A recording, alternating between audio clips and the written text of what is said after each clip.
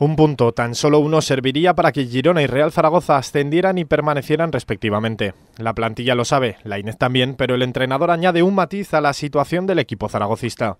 Si ven nuestras estadísticas últimamente, también invitan a que sean el empate, pero que evidentemente nosotros, si salimos a empatar, acabaremos perdiendo seguro. La sorpresa relativa este viernes la ha protagonizado la ausencia de jugadores del Deportivo Aragón, algo que Lainez ha querido explicar en la sala de prensa. No, para este domingo creo que la responsabilidad al final es del grupo, que es el que se ha metido en esa situación. Creo que son los que tienen que ser capaces de convivir en un ambiente difícil porque ellos se juegan el ascenso, porque es su tercera oportunidad.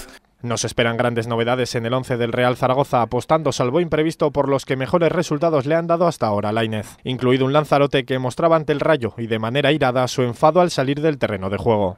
Si hubiera sido respecto al cambio, pues evidentemente hubiéramos intercambiado unas palabras, ¿no? Él y yo, pero creo que no venía por ahí, pero sí que es cierto, y además así se lo he dicho, no solo en mi persona, sino todo el que vaya a estar en el banquillo, que esas reacciones de cara a la grada siempre llevan pues, a que todo el mundo las pueda interpretar de muchas maneras, ¿no?